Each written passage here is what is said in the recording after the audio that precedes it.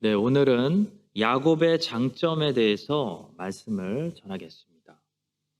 오늘 본문 말씀은 너무나 잘 아는 이야기입니다. 야곱이 형의 약점을 이용해서 형의 것을 빼앗는 그런 말씀입니다. 몇 번을 읽어봐도 야곱이 잘못했습니다. 형이 제일 배고플 때, 제일 약할 때를 기다리고 의도적으로 노렸습니다. 비겁한 행동이었습니다. 야곱은 형의 것을 감히 동생이 빼앗으려고 했습니다.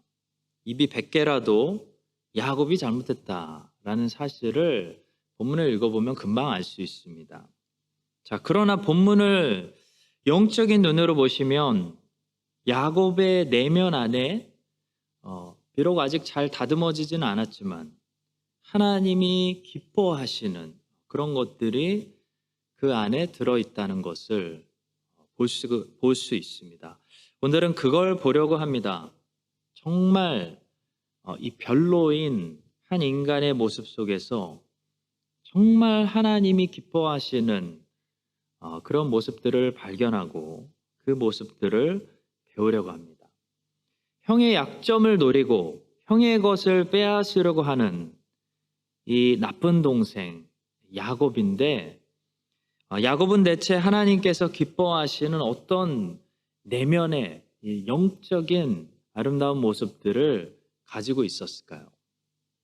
첫 번째로 야곱은 하나님만이 모든 복의 근원이라는 사실을 굳게 믿고 있었습니다.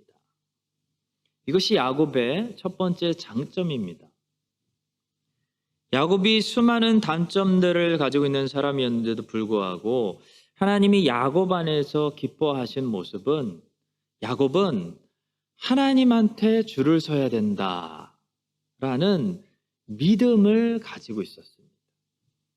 야곱은 한마디로 하나님한테 잘 지켜야 되고 하나님한테 잘 보여야 되고 하나님한테 줄을 잘 서는 것이 내가 잘 되는 길이다 라는 확신을 가지고 있었다는 거죠. 그 믿음 때문에 야곱이 저질렀던 모든 행동들이 다 잘한 것은 아니었지만 이 믿음 자체는 하나님을 기쁘게 하는 것이었습니다. 성도 여러분, 믿음은 우리 하나님을 기쁘게 하는 능력입니다. 히브리서 11장 6절이죠. 믿음이 없이는 하나님을 기쁘시게 하지 못하나니. 하나님을 기쁘게 못하는 사람들은 누구입니까? 에서가 가지고 있었던 특징은 뭡니까? 돈 필요하면 가서 내가 벌면 되지 뭐. 이게 에서의 생각입니다. 그런데 야곱은 어떻게 생각하죠? 하나님이 주셔야 부자가 될 수 있다. 이것이 야곱의 생각입니다.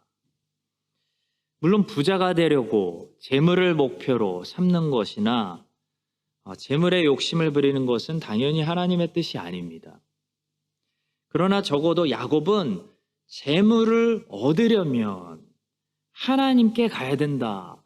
하나님이 도와주셔야 된다. 하나님이 복 주셔야 된다. 이런 하나님을 향한 믿음이 있었다는 거죠.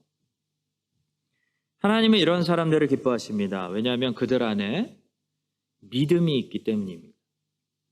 반대로 하나님이 기뻐하시지 않는 사람들은 누굴까요? 에서 같은 사람입니다. 에서의 사고방식은 하나님 없어도 된다라는 생각입니다. 돈 필요하면 내가 가서 더 벌지 뭐. 내가 열심히 공부하면 인류가 될 수 있어. 하나님 없이 내가 스스로 독립해서 뭐든지 해낼 수 있다라고 생각하는 사고방식이 에서의 사고방식이고, 하나님이 없으면 나는 망한다. 하나님이 도와주시지 않으면 나는 아무것도 못해.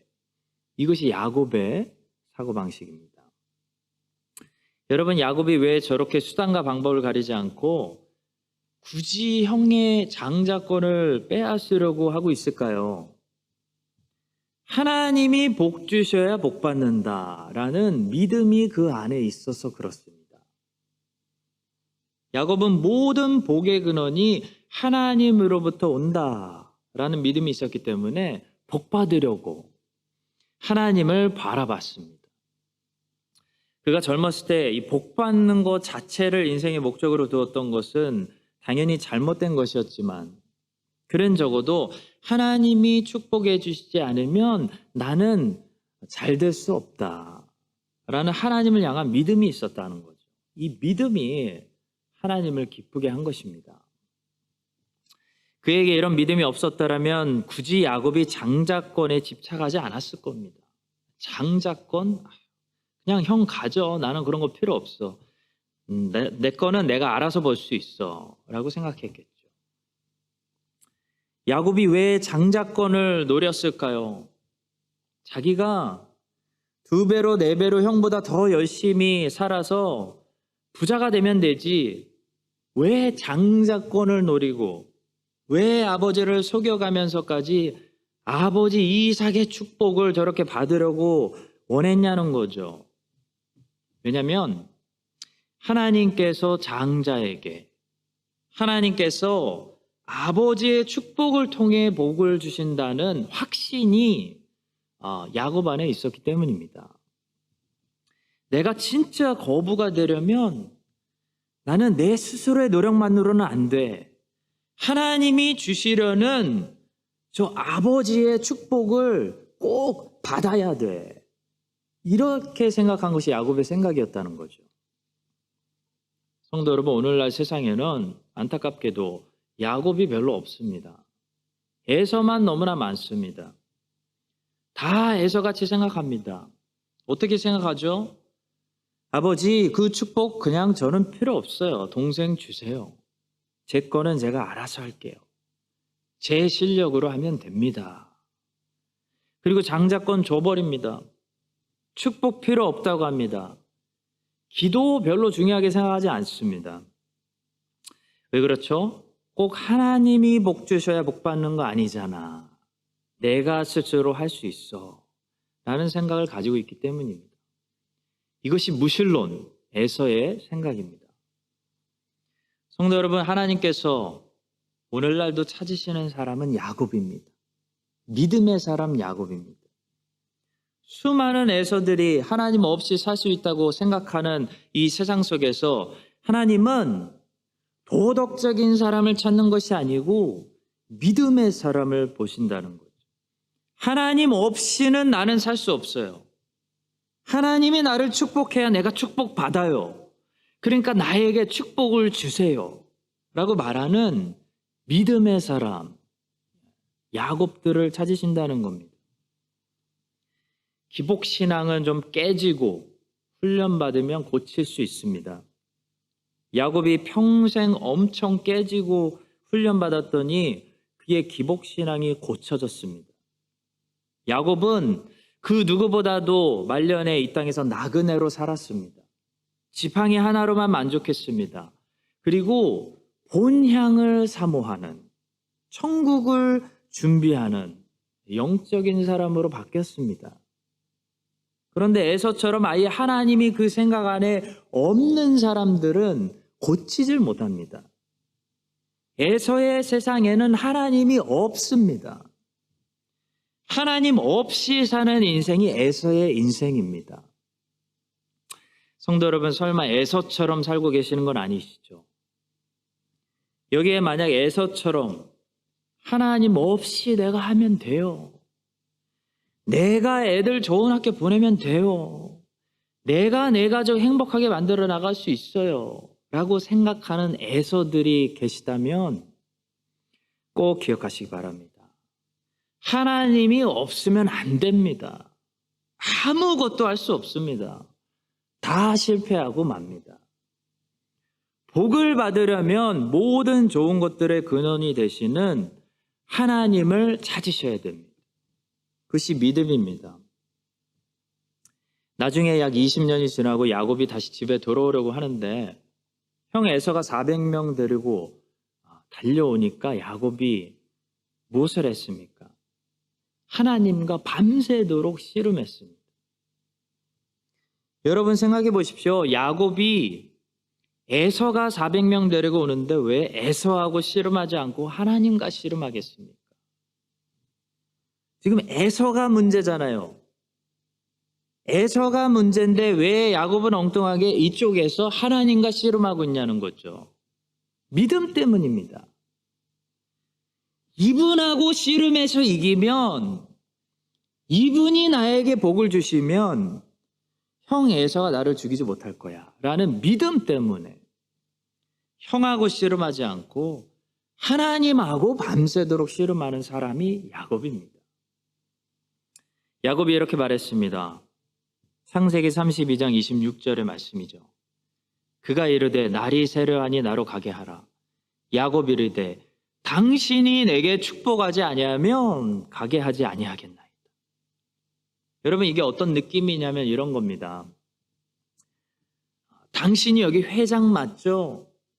당신이 허락하면 여기서 뭐든지 다 통하는 거죠? 당신의 말 한마디면 여기서 뭐든지 되는 거잖아요. 그러니까 나는 당신하고 결판을 낼 생각입니다. 이런 뉘앙스입니다. 반대로 에서였다면 어떻게 했을까요? 에서가 집으로 돌아오고 있는데 야곱이 400명을 데리고 형 에서를 죽이려고 달려오고 있었다면 에서는 어떻게 했을까요? 에서는 하나님하고 씨름하지 않습니다. 에서는 야곱하고 씨름합니다. 성도 여러분, 문제가 왔을 때 내가 문제하고 씨름하고 있는 것을 보면 나는 에서인 거예요. 야곱은요, 문제가 왔을 때 문제하고 씨름하지 않습니다. 야곱은 문제가 왔을 때 하나님하고 씨름해요. 야곱은 믿음이 있기 때문입니다. 하나님을 이기면 문제는 끝난다. 하나님한테 가야 된다. 하나님이 풀어주시면 게임은 끝난다. 이게 야곱과 에서의 차이입니다. 야곱은 잘못한 것이 많은 사람이었지만 좋은 장점도 많이 가지고 있었습니다. 하나님이 야곱 안에서 기뻐하신 것은 첫 번째로 그의 믿음이었습니다. 야곱은 모든 좋은 것들이 오직 하나님으로부터만 온다라는 확신이 있었습니다. 여러분과 저에게 제일 첫 번째로 중요한 것은 이 믿음입니다. 이 믿음이 살아있는 것입니다. 이 믿음으로 오늘도 하나님을 기쁘게 하는 우리 모두가 될 수 있기를 간절히 소망하고 여러분들을 축복합니다. 두 번째로 야곱은 남들이 가지고 있지 않은 엄청난 사모함, 원함을 가지고 있었습니다.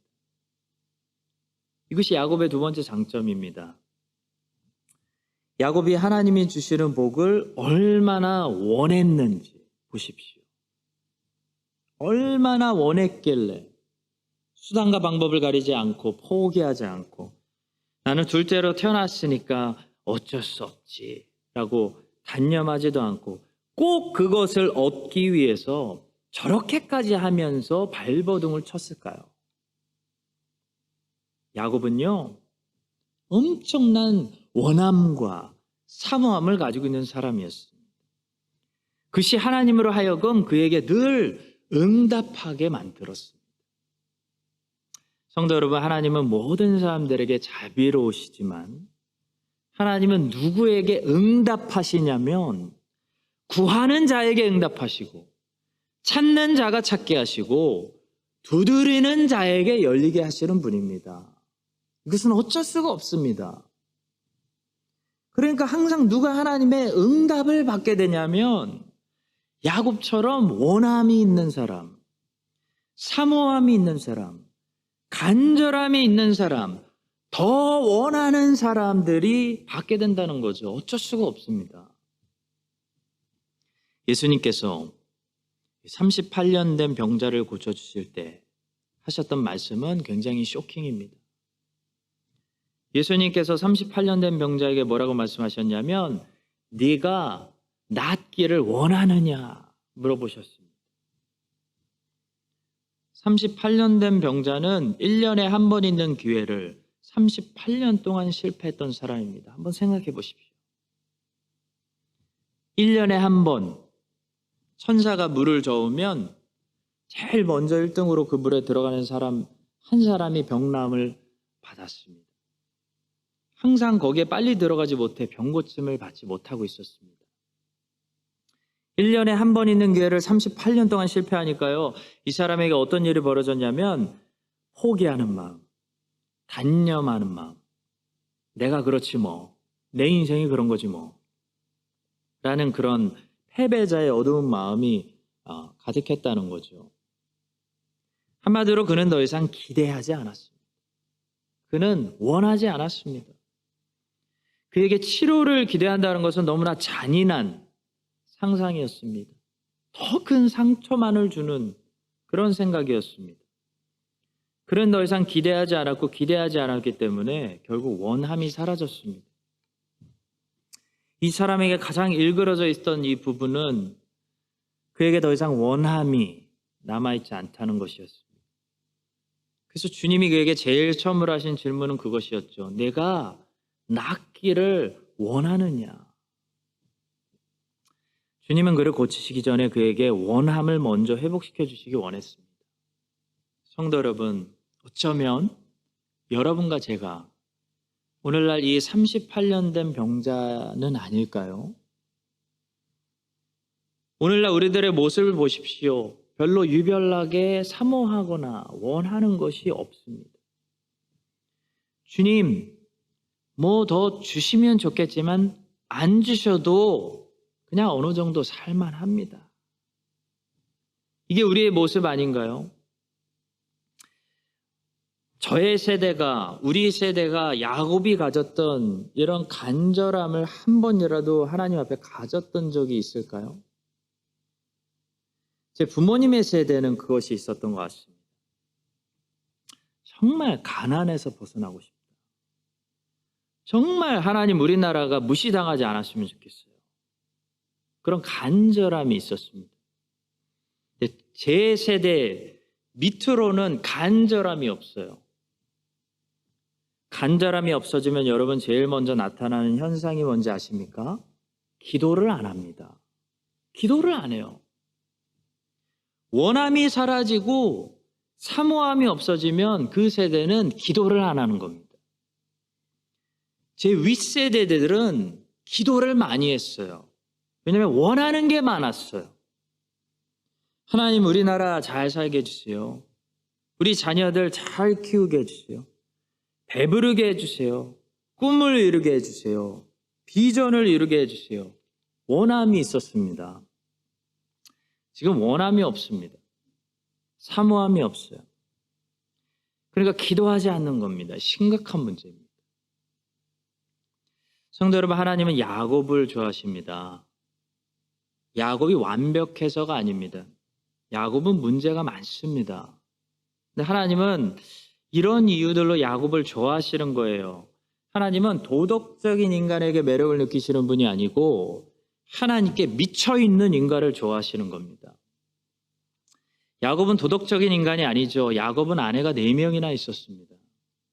야곱은 욕심이 많았습니다. 야곱은 재물을 긁어 모으는데 수단과 방법을 가리지 않았습니다.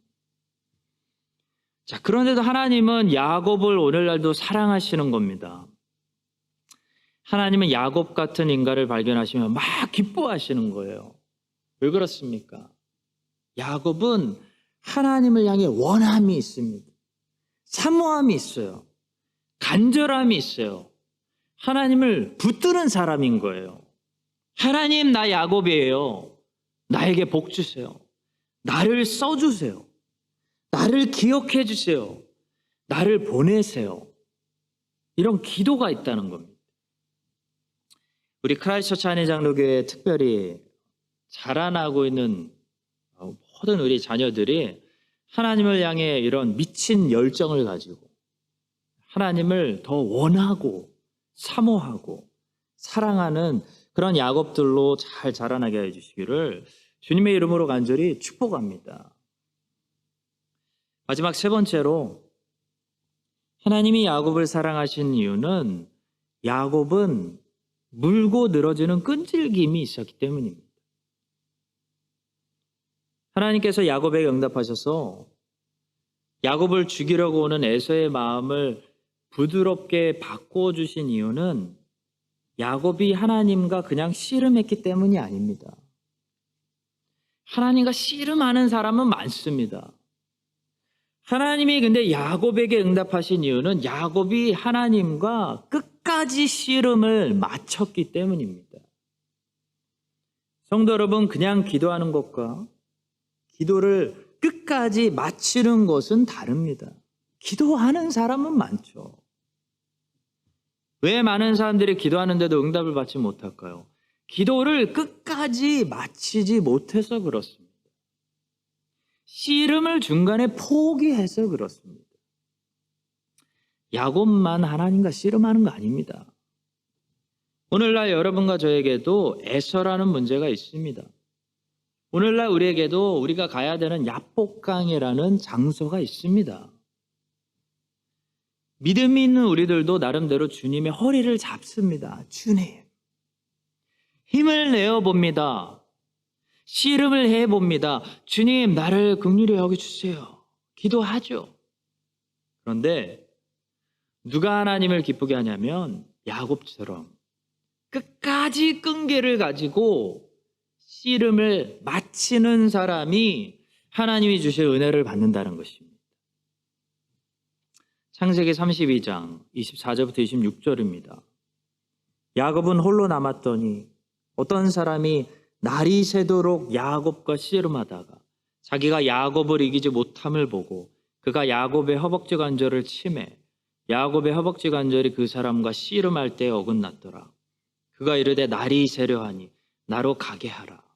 야곱이 이르되 당신이 내게 축복하지 아니하면 가게 하지 아니하겠나이다. 씨름하는 사람은 많은데요, 날이 새도록 씨름하는 사람은 많지 않습니다. 씨름하는 사람은 많지만 주님을 이기는 사람은 많지 않습니다. 당신이 내게 축복하지 아니하면 가게 하지 않겠습니다. 하루 이틀 3일 나는 더 하겠습니다. 당신이 내게 축복할 때까지 나는 포기할 생각이 없습니다. 이렇게 말하는 사람 많지 않다는 거죠. 많은 사람들이 기도하다가 안 되면 다른 방법을 찾습니다. 많은 사람들이 주님께 구하다가 안 되면 다른 사람에게 갑니다. 그런데 야곱은 주님을 붙들고 끈질기게 끝까지 물고 늘어질 수 있는 그런 사람이기 때문에 결국 축복을 받게 됐습니다. 주님은 이런 자들을 축복하십니다. 29절입니다. 야곱이 청하여 이르되 당신의 이름을 알려주소서. 그 사람이 이르되 어찌하여 내 이름을 묻느냐 하고 거기서 야곱에게 축복한지라. 야곱의 어머니 리브가와 야곱의 아버지 이삭의 성격을 분석해 놓은 그런 재미있는 글을 읽은 적이 있습니다. 리브가는 진념이 있었고 이삭은 끈기가 있었는데 어머니의 집념과 아버지의 끈기가 골고루 야곱에게 갔다. 그런 글이었습니다. 리브가는 무서운 여인입니다. 자기가 세운 목표는 무슨 일이든 해내고야 마는 사람입니다. 리브가는 적극적이고 헌신적이고 직선적입니다. 그녀는 야곱을 위해서 저주받을 것도 무서워하지 않았습니다. 리브가는 자기 표현이 강했습니다. 그녀는 생활력이 너무 강해서 세상 어디를 가져다 놓아도 결국 생존해내고 마는, 승리하고야 마는 성격입니다. 이 모든 것이 리브가가 집념을 가졌기 때문입니다. 그녀는 도끼가 있었습니다. 사람들은 그녀를 독한 여자라고 불렀을지도 모르겠습니다. 야곱의 도끼, 집념은 리브가에게서 왔습니다. 반면에 이삭은 리브가가 너무나 대조적인 사람이었습니다. 이삭은 적극적이기보다는 수동적입니다. 이삭은 늘 받아들이고 수용하며 묵상하는 사람입니다. 그는 저항하지 않습니다. 결혼도 저항하지 않고 받아들입니다. 모리아산 제단에도 저항하지 않고 올라갑니다. 그는 억울해도 싸움을 피하고 우물을 양보하고 손해보고 길을 떠납니다. 그는 문제를 직면하기보다는 문제를 피해가는 성격입니다. 여기까지만 말씀드리면 이삭이 리브가보다 못난 사람 같은데요. 이삭에게도 무서운 장점이 있습니다. 사실 인생에서 제일 중요한 장점을 이삭이 가졌습니다. 이삭은 끈기가 있습니다. 이삭은 끝까지 버텼습니다. 아브라함도 가나안 땅을 떠나서 애굽에 다녀오고 야곱도 20년 동안 라반의 집에 있었는데요. 이삭은 태어나서 죽을 때까지 180년 동안 가나안 땅에만 한결같이 살았습니다. 이삭은 늘 지고 양보하는 것 같지만 마지막에 보면 혼자서 승리하고 있는 사람입니다. 성도 여러분, 끈기는요, 마지막에 승리를 주는 성품입니다. 결국 하나님의 축복을 하나도 빼앗기지 않고 100배까지 결실을 맺었던 사람은 이삭 한 사람이었습니다. 나무가 높이 건강하게 자라려면 한 장소에 계속 심겨 있어야지. 자꾸 여기 심었다가 저기 심었다가 하면 뿌리가 자랄 수 없습니다. 아무리 똑똑한 사람도 끈기가 없으면 30배까지는 결실할 수 있을지 몰라도 100배까지는 결실할 수가 없습니다. 한 우물을 180년 동안 판 사람의 인생에서만 100배의 결실이 나오는 것입니다. 이삭은 여기저기 심겼다가 뽑히는, 그래서 중간에 쌓아놓은 것들을 허물고 다시 시작해야 되는 그런 인생을 살지 않았습니다. 이삭은 한 살부터 180살까지 한 장소에 심겨져서 뿌리가 깊이 내려서 결국 100배의 결실을 맺는 큰 나무가 되는 삶을 살았습니다. 끈기 때문입니다. 사랑하는 성도 여러분, 끈기가 중요합니다. 야곱은 어머니에게서 무서운 집념을 배웠고 아버지에게서 무서운 끈기를 배웠습니다. 쉽게 포기하는 사람들은요, 예수님을 따라갈 수 없습니다. 쉽게 씨름을 멈추는 사람들에게는 하나님이 축복을 주지 않습니다. 예수님을 끝까지 따라가는 사람들이 예수님의 제자들입니다. 기도를 끝까지 마치는 사람들이 기도의 용사들입니다. 여러분과 저에게 이삭의 끈기, 야곱의 끈기, 리브가의 도끼를 주셔서 하나님을 향한 이 열망, 예수 그리스도를 향한 충성 부분에 있어서만큼은 도끼를 품고 끈기를 가지고 살아가는 하나님이 사랑하시는 야곱들이 되시기를 예수 그리스도의 이름으로 간절히 축복합니다. 기도하겠습니다. 주님, 야곱은 많은 잘못을 하는 그런 부족한 사람이었지만 하나님께서 그 안에 사랑하시는 성품들을 가지고 있었습니다. 모든 복이 오직 하나님으로부터만 온다는 그 확실한 믿음과 그래서 간절히 원하는 사모함과 주님을 향한 포기할 줄 모르는 도끼와 끈기를 저희들에게도 허락하여 주셔서 대충 힘없이 주님을 따르는 사람들이 아니라 힘내어 주님을 따라가는 우리가 모두가 될 수 있도록 은혜를 베풀어 주시옵소서. 예수 그리스도의 이름으로 기도합니다. 지금은 우리와 씨름해 주시는 예수 그리스도의 은혜와 우리를 변함없이 보호해 주시고 사랑해 주시는 아버지 하나님의 놀라우신 사랑과 우리 안에 새롭게 열망과 불을 넣어주시는 성령님의 감화 감동하심, 야곱처럼 믿음을 가지고 사모함을 가지고 끈기를 가지고 주 예수님을 따르기로 결단하는 모든 거룩한 주의 백성들 위해 이제부터 영원까지 함께 하시기를 간절히 축원드립니다. 아멘.